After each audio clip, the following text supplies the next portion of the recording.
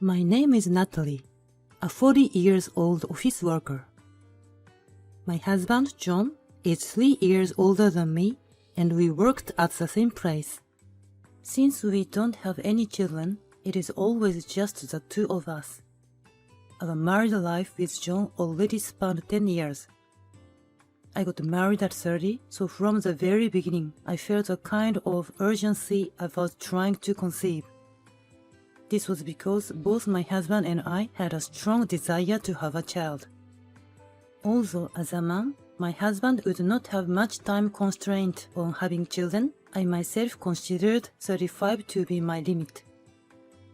The reason I wanted to complete childbirth and parenting while I still had the energy was that I was physically weak. However, that hope was not fulfilled. Shortly after we got married, my husband and I started trying to conceive, but with no signs of pregnancy, we decided to undergo tests at an obstetrics and gynecology clinic. As a result, it was concluded that the problem lay with my body and that it would be difficult to have children. I was not completely infertile, but the possibility was very low and we were in a difficult situation, as explained by the doctor. John was disappointed and regretted that he could not become a father. Seeing him like that, I was at a loss for words. Despite this, we continued trying to conceive in the hope of a small miracle, but in the end, no child was born to us. I told my disappointed husband, "It can't be helped. Let's cherish our life together." John also showed resignation, saying, "Yeah, there's nothing we can do about not being able to have one." However, John's attitude gradually changed. When we were walking around the town together, seeing a family, he would sigh and say, "If I had a child too, we might be enjoying our holidays like this as a family." When we went to a colleague's house, he would envy their situation, saying, "It's really nice to have kids." I felt a pain in my chest, thinking that perhaps he had not yet given up on having children deep down in his heart. Then, John gradually became cold to me. When we were trying to conceive, he would willingly help with the housework, saying, "Don't overdo it. It will be a burden on your body, and that could hinder child-making." He was a very kind husband who considered me, saying, "I'll carry it," and willingly carried heavy or large items. Since I was doing housework on weekdays, he would always take over the housework on holidays. However, when it became clear that I could not conceive a child, he stopped helping me at all. "I'm tired. You're my wife. Housework is your job." He spent his holidays just lazing around. He spent his holidays either napping or playing with his smartphone. Due to the sudden increase in workload, I became prone to illness. When I had a fever or stomachache, he coldly said, "I don't care. Do it yourself," and never took care of me. Even when he treated me like that, I could not say anything, because the fact that it was difficult for me to conceive was indeed my fault. That was when I started thinking that maybe I should divorce. Unexpectedly, John's transfer was decided. He was chosen to be a member of an important project at a subsidiary company. The subsidiary company was so far away that we had to cross state borders, and it seemed that he would be transferred there. Of course, I thought I should follow him, but he said, "I'm going alone. You don't need to come." Hearing his words, I thought for a while. He might be irritated that I have trouble conceiving, and as a result, he has been cold to me. Living at a distance for a while due to his transfer might give him some emotional leeway, and there might be a chance for us to return to our calm relationship. I said, "Alright, then I'll stay here. Take care," and saw him off. After his transfer, the frequency of his return to home was once a month at best. Even when he did come back, he would often return to his transferred workplace right away, saying that he was busy. I thought that if he really hated me, he wouldn't have come back at all. So I was happy to see him even for a short time. After he moved, there were slight changes in his attitude. At first, there wasn't much change in his attitude, but as time went by, he gradually became kinder. He would say, "I bought some souvenirs, do you want to eat?" and buy local souvenirs when he came back. And even when his time was limited, he would go shopping with me. He started asking me if there wasn't anything I needed, and I thought he had returned to his old kind self. His initially planned 1-year single assignment ended up lasting 2 years. The reason why it took so long was that the project was significantly behind schedule. By the time it was his 2nd year of working away from home, he had stopped saying hurtful things when he saw families or children around town, knowing that we were unable to have children. Furthermore, he said, "I couldn't have a child with you, but I've already given up." I felt relieved when John gave up. And then, after 2 years passed, he finished his job away from home and returned. "Welcome home. You must be tired." "I'm back. Finally, we can live together again." With these gentle exchanges, we began living together as a married couple once more. However, this peaceful life didn't last long. After he came back and some time had passed, he told me something. "I have a relative who gave birth to a child before marriage. She's still young and says it's difficult to raise a child on her own. If it's okay with you, would you like to take the child in and raise the child together?" Taken aback by his sudden suggestion, I asked, "What's going on?" "Since we couldn't have a child, why don't we take that child and raise the child as our own?" he explained. In response to the sudden event, I said, "Let me think about it for a moment." I ended the conversation for the day, but I couldn't help but feel uncomfortable with the story. Our relationship with my husband's family was minimal because they lived far away. We were not in frequent contact, and our relationship consisted mostly of exchanging Christmas cards once a year. We didn't have a wedding ceremony, so I knew very little about his relatives. I thought it was strange to take in a child without knowing much about the parent, so I suggested to my husband, "Could you introduce me to the child's parent? I would like to know what kind of person she is." But he refused, saying, "It doesn't matter who the child's parent is. What are you going to do with that information?" "I think it's important to know what kind of person the parent is. I'd like to know why she couldn't raise the child, the details, and what happened to the child's father." When I pushed him for answers, he got angry and said, "Apparently the father ran away. Stop prying into the parent's affairs." "You can't just tell me to take in a stranger's child and expect me to say okay. What are you thinking?"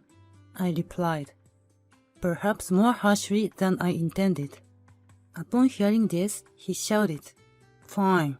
If you won't take the child, then we are getting a divorce. Please leave immediately." I felt like that single sentence encapsulated his true feelings. He desperately wanted a child, and I felt as if he didn't care about me. At that moment, I reached my limit. Okay, I'll pack my things and leave. I quickly gathered my belongings and left the house. Having no place to go that day, I stayed at a business hotel near the station. The divorce proceedings with my husband went smoothly. Because we went through a lawyer to avoid any disputes such as compensation for damages and other things, matters were resolved amicably without any issues. Feeling awkward about working at the same company as him, I quit my job and found a new one. Fortunately, I was proficient in using a computer and had qualifications such as a secretary's license, so I was able to get a job at a small law firm. Although it took some time to get used to the new work, I was able to handle my daily tasks and lead a stable life. Having been living separately from my husband for 2 years, I had already grown accustomed to returning to an empty room. One day, during this lifestyle that lasted for about a year, my ex-husband suddenly showed up at my workplace with a small child. Seeing me at the reception, he looked surprised and asked, "Why are you here?" "I work here, of course." Hearing this, his face turned pale. I was concerned about the child he was holding, but for the time being, I led him to the lawyer in charge. A shocking truth was revealed. This child was born a year ago, but the child doesn't look like me at all. I'm suspecting that it might not be mine. I see. What would you like to do if it turns out you are not the child's father? In that case, I'm thinking of leaving my wife. However, legally speaking, if you want to deny parentage, you must do so within 1 year of learning of the child's birth. Ultimately, you must file within 1 year of the child's birth. Even if you have a DNA test and confirm that you are not the parent, you'll still need to pay education fees for the child. You must be kidding me. It's true. There's even a Supreme Court precedent for this. As a record keeper at the scene, I was summarizing their conversation. While doing this, I realized something. John had been unfaithful during our marriage and had a child with another woman. Listening to his story, it was clear from the age of the child and the duration of the pregnancy that the child was conceived about a year after he started working away from home. Furthermore, I remembered that he became kind to me around that time. Realizing he was involved in such deceitful things, I was convinced. Listening to the story, it seems that his current wife is apparently a junior colleague at his workplace. Every time he explained, he looked at me with a pale face. No wonder. His ex-wife he cheated on and tried to push the child he had from his affair onto 1 year ago is right in front of him. In the end, he said, "I understand. I'll take a DNA test first, then think about it again," and went home looking disappointed. After he left, I confessed to the lawyer during that day's work about our divorce last year. He was very surprised and said, "You can claim compensation for damages within 2 years of discovery. What will you do?" I said, "Of course I will claim compensation for damages. I would like to receive it from the woman he had an affair with as well." "Then, let's proceed with the procedure immediately." "Thank you. I appreciate your help." With the help of my lawyer, I claimed compensation for damages from my husband and his current wife, who was the woman he had an affair with. To prevent them from escaping, I sent the claim not only to their home, but also to their workplace and the home of my ex-husband's parents. The response from my ex-husband came immediately. "Hey, what's this claim for?" "It's obviously a claim for damages due to infidelity." "We already divorced. I'm not paying any money." "The claim period is still valid." The period to claim compensation for damages from the discovery of infidelity is within 2 years. We divorced a year ago, and the infidelity was recently discovered. Then, a woman's voice I didn't recognize said, "Let me handle this." And then she got on the phone. "Hello, what's this claim?" I was shouted at out of the blue, so I asked, "Who is this?" "I'm his wife. About this claim, at least drop my part." "No, it's only natural to claim it because he had an affair and we got divorced." "But he told me he wasn't married at the time. I thought he was single. I didn't know he was married." "I don't know anything about that. And even if he lied and said he was single, the fact that you had an affair with my ex-husband doesn't change. You both will have to pay each." "We need money for our child to grow up. There's no way we can afford to pay such a large sum." "Your circumstances don't matter. Besides, you are working too, and he holds a decent position at the company, so I don't think there's a financial problem." "Because you sent the claim paper, he got demoted and took a pay cut, and I became a part-timer from a full-time job and my income decreased, so I'm in trouble. We can't afford to pay such a large sum." She exaggerated. "If that's the case, how about asking your parents to take responsibility? I won't back down no matter what." "No way! I won't pay! There's no need to!" After she yelled that, he got back on the phone again. "As my wife explained, we are going to be in a lot of financial trouble from now on. Could you please withdraw the claim?" "No way. I will never withdraw it. By the way, I have a good thing to tell you," I told him. "What's a good thing?" "Remember, a few years ago, we took a test to find out the cause of our infertility?" "We did take the test. What about it?"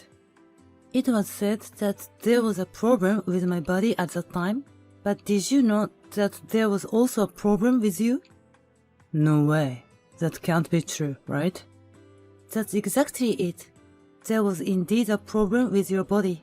But at the time, I was shocked and didn't want to hurt you, so I didn't say anything. I still have the test result paper. Do you want me to send it to you next time?" He said incredulously, "That's a lie. That's a lie." He was probably too shocked to hear anything else.